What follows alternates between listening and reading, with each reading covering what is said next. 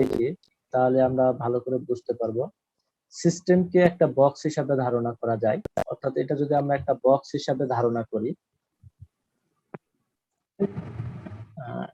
এরকম একটা বক্স হিসাবে যদি আমরা একটা সিস্টেমকে ধারণা করি যার একটি ইনপুট আছে, তাহলে কি এটার একটা ইনপুট আছে, এটা আমরা মনে করি একটা ইনপুট।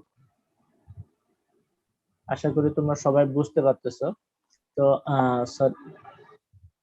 সরি, এটা তীর চিহ্নটা ভুল হয়ে গেছে, এটা মনে করো একটা ইনপুট।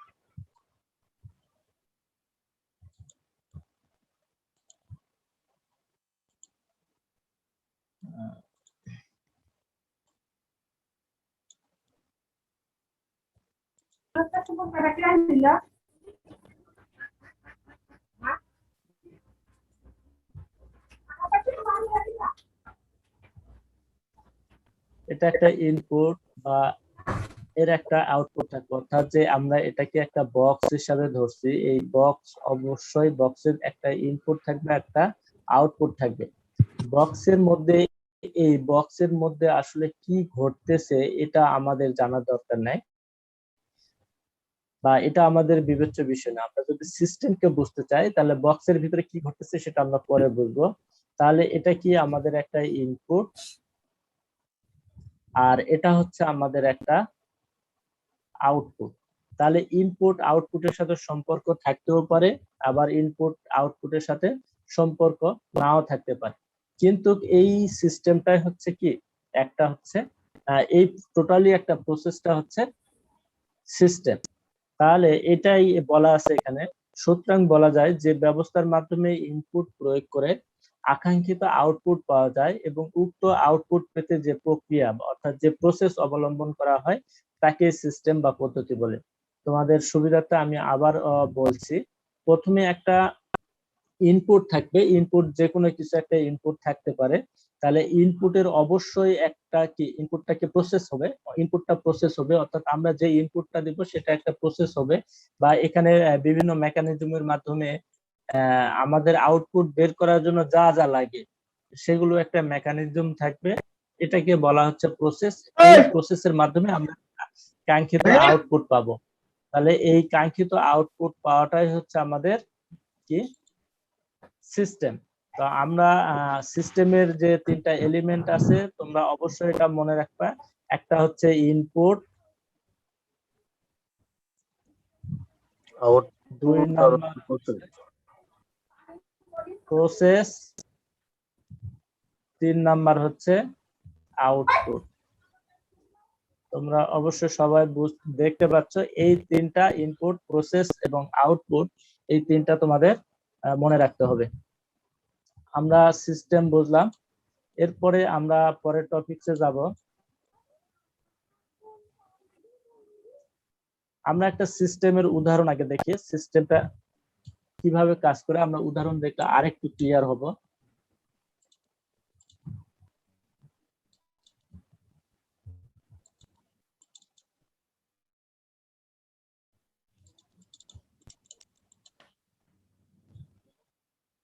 এখানে বলা আছে, দেখো একটি বৈদ্যুতিক মোটরের কথা বলা হচ্ছে যার ইনপুট হিসাবে আমরা বৈদ্যুতিক পাওয়ার দেই, অর্থাৎ বৈদ্যুতিক শক্তি যেটা আছে, বৈদ্যুতিক পাওয়ার যেটা আছে, কারেন্ট, সেটা আমরা ইনপুট হিসাবে একটা বৈদ্যুতিক মোটরে দেই। কিন্তু আউটপুট হিসাবে আমরা একটা শ্যাফটের ঘূর্ণন পাই। ঘূর্ণনের জন্য প্রয়োজনীয় ব্যবস্থাকে প্রক্রিয়া, প্রসেস হিসাবে ধরা হয়। আমরা যেহেতু মেকানিক্যাল স্টুডেন্ট, আমরা সবচাইতে ভালো একটা উদাহরণ লেদ মেশিন দিয়ে দিই। যেহেতু লেদ মেশিন আমরা সবাই দেখছি, লেদ মেশিন আমরা বুঝবো। তাহলে লেদ মেশিনে আমার প্রত্যেকটা লেদ মেশিনে একটা কি থাকে, হ্যাঁ, একটা মোটর থাকে। লেদ মেশিনে হচ্ছে একটা মোটর থাকে। মোটর থেকে কি হয়, মোটর থেকে বেল্ট বা পুলির মাধ্যমে আমরা এই মোটরটা কি করে, মোটর ঘোরে, এই মোটরের যে ঘূর্ণন শক্তি, এই ঘূর্ণন শক্তিটা কি আমরা একটা গিয়ার ড্রাইভে নিয়ে আসি বা গিয়ার বক্সে নিয়ে আসি। হ্যাঁ, গিয়ার বক্সে নিয়ে আসি। এই যে মোটর, মোটরে যে আমরা পাওয়ারটা দিচ্ছি সেটা কি একটা ইলেকট্রিক্যাল পাওয়ার বা ইলেকট্রিক্যাল এনার্জি ইলেকট্রিক্যাল এনার্জি আমরা একটা সুইচের মাধ্যমে মোটরে নিয়ে আসলাম, মোটরের যে শ্যাফট আছে সেই শ্যাফটটা ঘূর্ণন শক্তি প্রাপ্ত হলো, এরপরে এখান থেকে পুলি বা গিয়ারের মাধ্যমে আমরা গিয়ার বক্সে সেই শক্তিটা ট্রান্সফার করলাম।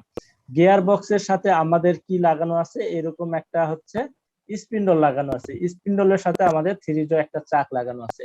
দেখো আমাদের শক্তিটা কোথা থেকে কোথায় যাচ্ছে, এই যে আমরা একটা ইলেকট্রিক্যাল পাওয়ারটাকে মোটরে দিলাম, এরপরে গিয়ার বক্স আসলো, গিয়ার বক্স থেকে স্পিন্ডল আসলো, স্পিন্ডল থেকে আমাদের কি চাকে বাধা থাকে হচ্ছে জব। তাহলে এই জবে শেষ পর্যন্ত আমরা শক্তিটা পেলাম কি জবে, আমরা একটা আউটপুট পেলাম কি জবে। এই যে ভিতরে যত কিছু ঘটলো, এই ভিতরে যত কিছু ঘটলো সবকিছু কিন্তু কি প্রসেস, সবকিছু হচ্ছে প্রসেস। এই প্রসেস এ কি ঘটতেছে না না ঘটতেছে, এই আমি বোঝানোর জন্য এই উদাহরণটা দিলাম। আমরা আউটপুট হিসাবে এখানে কি পাচ্ছি, ঘূর্ণন গতি, হ্যাঁ, রোটেশনাল রোটেট, আমরা আমাদের জবটা রোটেট করতেছে, এটাই আমরা আউটপুট পাচ্ছি, বা এটাই হচ্ছে একটা সিস্টেম, এটা একটা সিস্টেমের মধ্যে হচ্ছে। তোমরা কি বুঝতে পারছো, আমার কথা কি শোনা যাচ্ছে? জি স্যার, শোনা যাচ্ছে। জি স্যার। তোমরা কি এই সিস্টেমের উদাহরণটা বুঝছো? আমরা যে আউটপুট দিচ্ছি, আউটপুটটা ইনপুট যেটা দিচ্ছি, ইনপুটটা আমাদের আউটপুটের সাথে সম্পর্ক থাকতেও পারে, নাও থাকতে পারে, কিন্তু আমরা একটা অবশ্যই আউটপুট পাবো। আবার যদি তোমরা ধরো সবাই টেস্টার দেখছো, তাই না? হ্যাঁ, জি স্যার। সবাই তো টেস্টার দেখছো। টেস্টারে কি হয়, আমাদের বিদ্যুতের পরিমাণ যেরকমই থাক না কেন, লাইনে বিদ্যুতের যে পরিমাণ বেশি থাকতে পারে, ভোল্টেজ কম থাকতে পারে, ভোল্টেজ বেশি থাকতে পারে, কারেন্ট কম থাকতে পারে, বেশি থাকতে পারে, কিন্তু আমাদের আউটপুটটা কি শুধুমাত্র একটা সিগন্যাল লাইট। সিগন্যাল লাইটটা যদি বিদ্যুৎ বেশিও থাকে বা ভোল্টেজ বেশিও থাকে, কিন্তু সিগন্যাল লাইট যেটা আমরা দেখতে পাই সেটা কিন্তু হচ্ছে একই রকম থাকে, এর কোনো পরিবর্তন হয় না যে এখানে ভোল্টেজ বেশি আছে লাইটটা অনেক বেশি দেখা যাবে, এরকম না, কিন্তু সিগন্যালটা কিন্তু একই থাকে। কিন্তু এটার হচ্ছে বলার কারণ হচ্ছে এটার আউটপুটের যে পরিবর্তন, ইনপুট যাই হোক আউটপুট একটা নির্দিষ্ট পরিমাণের, বা আউটপুট হচ্ছে সেট করা, এটা হচ্ছে এটাও একটা সিস্টেম। আশা করি তোমরা সিস্টেম সম্পর্কে বুঝতে পারছো। সিস্টেমের আমি আবার বলছি, একটা সিস্টেমের তিনটা এলিমেন্ট, ইনপুট, আউটপুট এবং প্রসেস। প্রসেসে অনেক কিছু ঘটতে পারে, কিন্তু অবশ্যই একটা সিস্টেমের ইনপুট এবং আউটপুট থাকবে। এরপরে আমরা পরিমাপ পদ্ধতি সম্পর্কে জানবো, মেজারমেন্ট সিস্টেম সম্পর্কে জানবো। মেজারমেন্ট সিস্টেমটা কি? সবাই জানি মেজারমেন্ট সিস্টেমটা কি, একটা পরিমাপ পদ্ধতি। এখন এটা পরিমাপ পদ্ধতি কি, আমরা অনেক কিছু পরিমাপ করতে পারি। যেমন আমরা একটা থার্মোমিটার মানে টেম্পারেচার সেন্সর বা থার্মোমিটারের কথা বলতে পারি। থার্মোমিটার দ্বারা কিভাবে টেম্পারেচার মাপা হয়, তাহলে এখানে ইনপুট কি, একটা থার্মোমিটারের ইনপুট হচ্ছে টেম্পারেচার, তাপ। হ্যাঁ, এটা হচ্ছে প্রসেস হয়, প্রথমে আমাদের যে সেন্সরটা থাকবে, আমাদের থার্মোমিটারে যে সেন্সর থাকে, সেই সেন্সর এই যে এখানে আছে দেখো সেন্সর, তাহলে সেন্সরের কাজ কি, সেন্স করা। আমার গায়ে কি রকম অনুভূত হচ্ছে বা আমার শরীরের তাপমাত্রাটা কি, এটা হচ্ছে সেন্সরের কাজ, সেন্স করা। এরপরে সিগন্যাল কন্ডিশন। এখন সিগন্যাল কন্ডিশনের কাজ হচ্ছে আমি যে সেন্স করলাম, এই সেন্স করার কারণে আমার পরবর্তী আমার ডিসপ্লেতে কি শো করবে। হ্যাঁ, এটা পরিমাণে অল্প থাকতে পারে, এটাকে অ্যাম্পলিফায়ার দ্বারা বেশি করা যায়, যদি সাউন্ডের কোনো কিছু হয় সেটা অ্যাম্পলিফায়ার দ্বারা বেশি করে বা ভোল্টেজ বেশি করে আমার ডিসপ্লেতে একটা ভ্যালু দেখাবে। তাহলে ডিসপ্লেতে ভ্যালু কি, আমাদের যদি টেম্পারেচার যদি বেশি হয় একরকম ভ্যালু দেখাবে, টেম্পারেচার যদি কম হয় আরেক রকম ভ্যালু দেখাবে। তাহলে দেখো এখানে প্রসেসটা কি হচ্ছে, এখানে আমাদের যে সিস্টেমটা কি হচ্ছে, সিস্টেমটা হচ্ছে কি, আমরা এখানে একটা ইনপুট দিলাম। ইনপুট মানে কি, আমরা একটা টেম্পারেচার দিলাম, সেই টেম্পারেচারটা প্রসেসিং হয়ে আমাদের আউটপুটে আরেক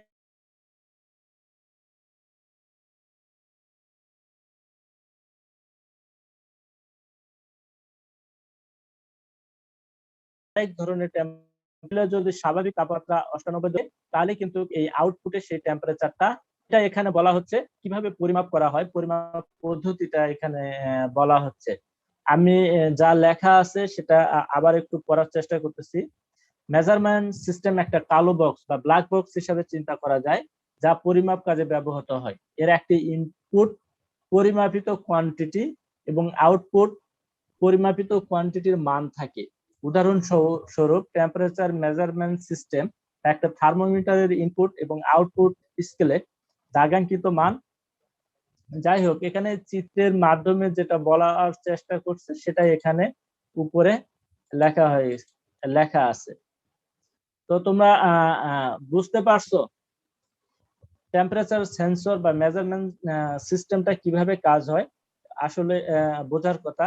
এরপরে এখানে যে এলিমেন্ট গুলো আছে মেজারমেন্ট সিস্টেম, এর এর যে এলিমেন্ট গুলো আছে সেই এলিমেন্ট গুলোর বর্ণনা নিচে দেওয়া আছে। দেখো, যা পরিমাপিত সেন্সর, আসলে সেন্সরটা কি আমরা সবাই বুঝি, যা পরিমাপিত কোয়ান্টিটির মেজারমেন্ট উপস্থিতি অনুভব করতে পারে। অর্থাৎ কেউ যদি তোমার শরীরে হাত দেয় তাহলে তুমি বুঝতে পারবে যে তোমার শরীরে কেউ হাত দিয়েছে। তাহলে এটা একটা কি সেন্সিং কাজ বা এটা অনুভব করা, সেটা এখানে আমরা মেকানিক্যালে বা অন্যান্য ইলেকট্রনিক্সে এই সেন্সরের কাজ অনেক বেশি। তাহলে আউটপুটে ওই কোয়ান্টিটির সাথে সম্পর্কিত, ইনপুট যা দিলাম আউটপুটে ওই কোয়ান্টিটির সাথে সম্পর্কযুক্ত যদি আমরা একটা ভ্যালু সেট করে দেই, ভ্যালুটা আমি এখানে লিখছি 98.4, এই ভ্যালুর সাথে সম্পর্কযুক্ত একটা মান অবশ্যই আউটপুটে দিবে। সেটাই হচ্ছে কি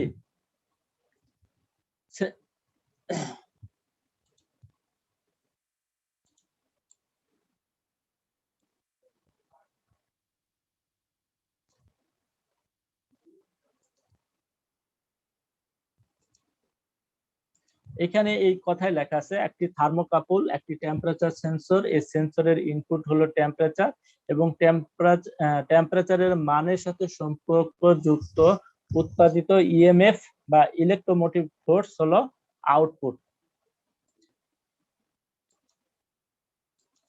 এই হচ্ছে আমাদের সেন্সর নিয়ে কথা। এরপরে আমাদের সিগন্যাল কন্ডিশনার।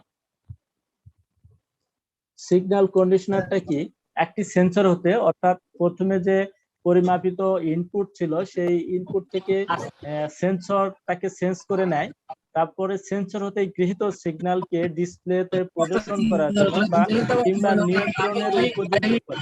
যেখানে নিচে ওটা 4.5 লিটার। এখন তুই কি এটা বাতলা হাড়ির মতন নিবি তাই কর। ইসরাইল মিউট করো। জি স্যার। ইসরাফিল স্যার বলছি।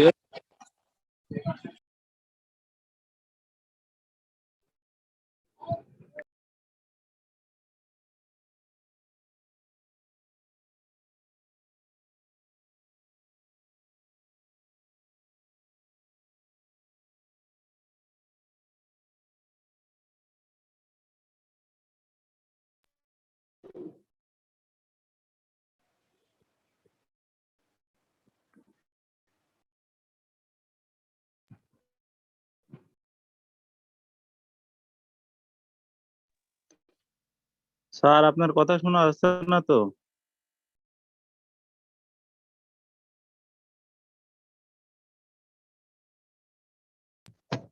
স্যার আপনি মিউট করে রাখছেন নাকি? স্যার যে ডিভাইস থেকে যুক্ত হয়েছিল সেইটা মনে হয় এখান থেকে বের হয়ে গেছে।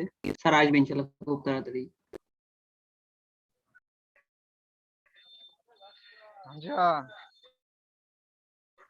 হ্যালো, জি হ্যালো, জি স্যার শুনতে পাচ্ছেন? আচ্ছা, আমি কথা বলছিলাম সিগন্যাল কন্ডিশনার নিয়ে। আমরা ইনপুটে একটা মান সেট করে দিয়েছি, ইনপুটের মানটাও কি 98.4ও হতে পারে, কম হতে পারে, বেশি হতে পারে। আমরা এটাকে সেন্স করলাম সেন্সর দ্বারা, করার পরে এই 98.4-এর উপরে ডিপেন্ড করে আমাদের যে প্রসেসটা হবে সেই প্রসেসটা কে করবে? Signal conditioner. দেখো, এটি সেন্সর হতে গৃহীত সিগন্যালকে ডিসপ্লে কিংবা নিয়ন্ত্রণের উপযোগী করে।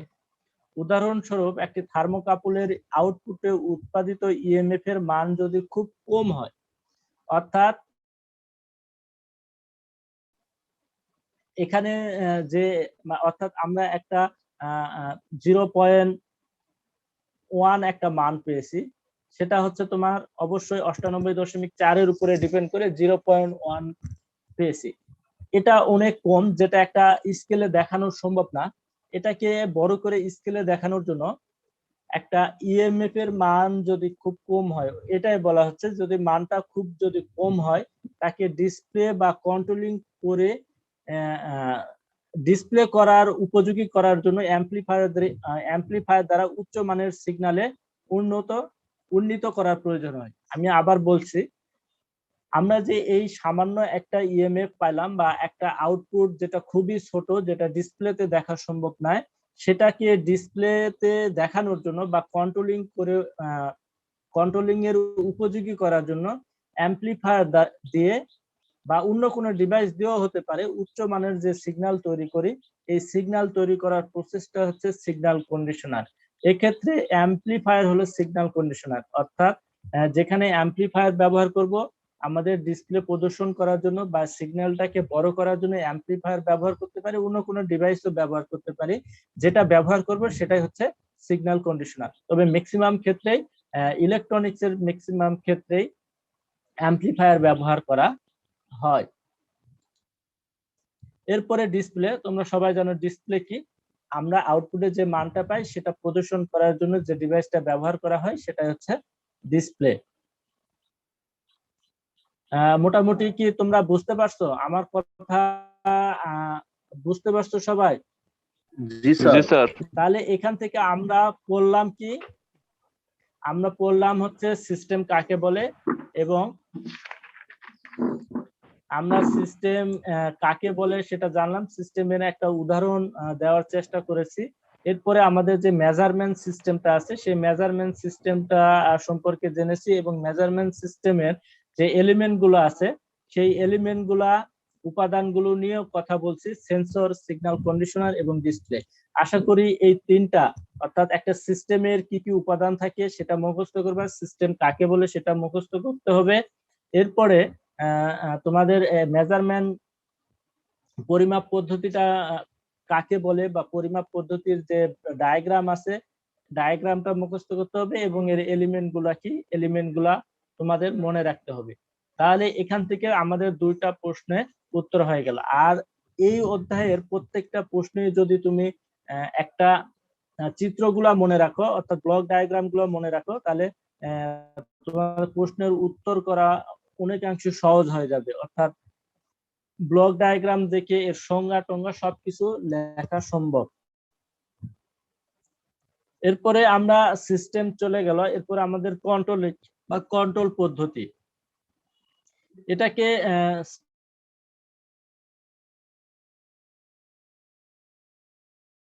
বক্স হিসাবে ধরি, যার একটি আউটপুট একটা নির্দিষ্ট মান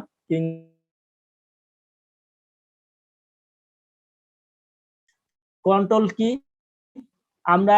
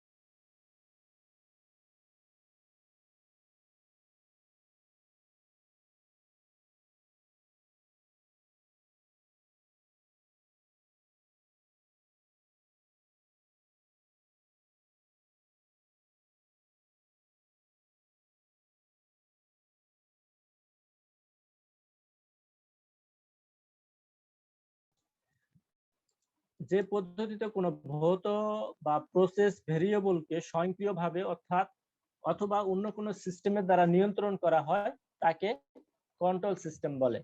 তাহলে বলা হচ্ছে যে পদ্ধতিতে ভৌত বা প্রসেস ভেরিয়েবলকে অর্থাৎ প্রসেসকে ভেরিয়েবল করা যায়, অর্থাৎ একটা সিস্টেমকে আমরা কম বেশি করতে পারি ভেরিয়েবলকে স্বয়ংক্রিয়ভাবে।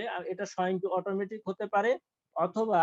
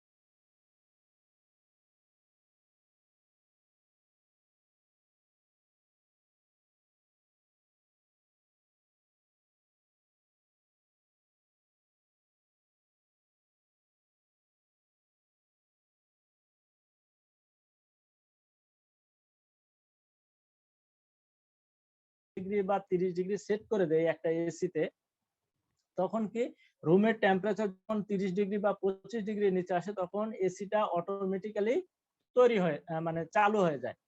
তাহলে এখানে সেটাই বলা হচ্ছে আমরা এই যে টেম্পারেচার, এই টেম্পারেচারটা আমরা 25 ডিগ্রি সেন্টিগ্রেড সেট করে দিয়েছি। এখন আমরা ইনপুট দিচ্ছি কি, আমরা এসিটা চালু করে দিলাম। চালু করে দেওয়ার পর ইনপুট আমরা আমাদের 10 ডিগ্রি থেকে শুরু হতে পারে। 10 ডিগ্রি থেকে শুরু হয়ে এটা যখন 25 ডিগ্রিতে যাবে তখন আমার এই সেন্ট্রাল হিটিং সিস্টেমটা বন্ধ হয়ে যাবে। হ্যাঁ, আবার যদি রুমের হিটটা আবার কমে তাহলে এটা আবার চালু হয়ে যাবে। তো এভাবেই এই সিস্টেমে কাজ হয়। এটা একটা কন্ট্রোল সিস্টেম। এই জন্য আমরা এই টেম্পারেচার এট দা সেট ভ্যালু এখানে বলা হয়ে গেছে। আমরা কন্ট্রোল সিস্টেমকে দুই ভাগে ভাগ করা হয়, একটা হচ্ছে ওপেন লুপ কন্ট্রোল সিস্টেম আর একটা হচ্ছে ক্লোজ লুপ কন্ট্রোল সিস্টেম। এই অধ্যায়ের এই ছোট ছোট প্রশ্নগুলো কিন্তু অনেক বেশি ইম্পর্টেন্ট। এখান থেকে অতি সংক্ষিপ্ত প্রশ্ন কিন্তু আসতে পারে।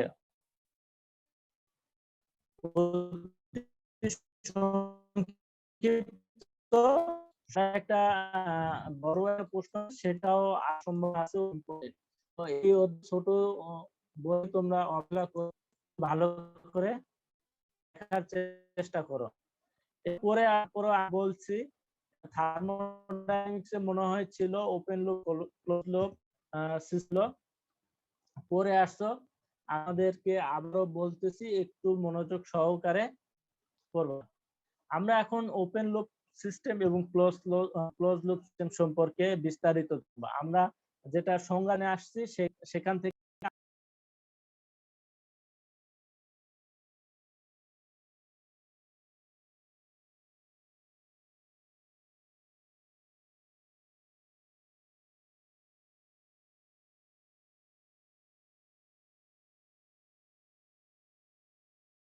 না তাকে হচ্ছে কি ওপেন লুপ কন্ট্রোল সিস্টেম বলে। এটা এর আগে আমি একটা উদাহরণ দিছি, ইলেকট্রনিক টেস্টার। ইনপুট যাই হোক না কেন, ইলেকট্রনিক টেস্টারের যে আউটপুট, সেই আউটপুটটা কিন্তু সেম, অর্থাৎ বিদ্যুৎ আছে অথবা নেই। এই জিনিসটা বোঝার জন্য আমরা ইলেকট্রনিক যে টেস্টার আছে এই টেস্টারটা ব্যবহার করি। তাহলে এটাকে আমরা কি বলতে পারবো, ওপেন লুপ কন্ট্রোল সিস্টেমের একটা উদাহরণ। এরপর আছে ট্রাফিক লাইট কন্ট্রোল। তাহলে ট্রাফিক লাইট কন্ট্রোল কি, আমরা যদি রাস্তার লাইট গুলো দেখি, সেই লাইট গুলো কি শুধুমাত্র সিগন্যাল দেয় তুমি এখন যাও অথবা তুমি এখন এখানে স্টপ থাকো। এখন যাওয়ার জন্য অনেক বেশি আলো দেওয়ার কোনো প্রয়োজন পড়ে না বা অনেক কম আলো দেওয়ার প্রয়োজন পড়ে না। এই যে আউটপুটটা আমরা দেখি সেই আউটপুটটা কিন্তু সেম। আর এর ভিতরে যে মেকানিজম গুলো, এর ভিতরের যে প্রসেসটা, এই প্রসেসটা যাই থাক না কেন, আমরা আউটপুট কি পাচ্ছি সেটাই হচ্ছে মেন বিষয়। তাহলে এই electronic tester, traffic light control, এটার কিন্তু আউটপুটের উপরে ডিপেন্ড করে না। এরপরে আরেকটা উদাহরণ আছে ওয়াশিং মেশিন। তাহলে ওয়াশিং মেশিনে কি আমরা ওয়াশিং মেশিনের ইনপুট কি দেই? কাপড় দিলাম, বা আমরা বৈদ্যুতিক শক্তি যদি বলি, বৈদ্যুতিক শক্তি, এখানে অনেকগুলো প্রসেস সম্পন্ন হয়ে আমরা কি একটা পরিষ্কার কাপড় পাচ্ছি। আমরা প্রতিবারই একটা পরিষ্কার কাপড় পাচ্ছি বা একটা ধোয়া কাপড় পাচ্ছি, এখানে কিন্তু আমরা আউটপুট কিন্তু অন্যরকম কিছু পাচ্ছি না। তাহলে এটাও একটা কিন্তু ওপেন লুপ কন্ট্রোল সিস্টেম। এখন open loop control system, open loop control সিস্টেমের যে ব্লক ডায়াগ্রাম, সে ব্লক ডায়াগ্রামটা এখানে আছে। এই যে command input, reference selector, reference input, dynamic input, unit desired output, এটা হচ্ছে ব্লক ডায়াগ্রামটা। আমরা এই ব্লক ডায়াগ্রামটা বোঝার জন্য আমরা সরাসরি একটু নিচে যাচ্ছি। আমরা এরপরে আসবো ক্লোজ লুপ সিস্টেমে। আমরা এই যে ওয়াশিং মেশিনটা আগে দেখবো। এটা একটা ওপেন লুপ কন্ট্রোল সিস্টেমের একটা উদাহরণ। দেখো, এটা হচ্ছে একটা ওয়াশিং মেশিনের ডায়াগ্রাম। আমরা যদি একটা ওয়াশিং মেশিনের কথা যদি বলি, ওয়াশিং মেশিনে কি কি ঘটনা ঘটে। দেখো, ওয়াশিং মেশিন আগে যেটা ব্যবহার হতো, ক্যাম, সুইচ গুলো ছিল ক্যামের মতো, অর্থাৎ ক্যাম দ্বারা পরিচালিত সুইচ গুলো। কিন্তু এখন এই ওয়াশিং মেশিনে মাইক্রো কন্ট্রোলারের ব্যবহার চলে এসেছে, এই জন্য একটা সুইচ দিলে আমাদের ভিতরে সকল কাজ সম্পন্ন হয়ে যায়। আগে আমি বলি ওয়াশিং মেশিনে কি কি কাজ সংগঠিত হয়।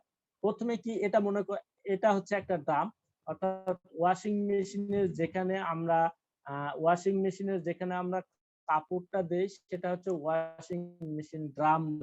এই ওয়াশিং মেশিন ড্রামে আমরা কি করি? কাপড় দেই।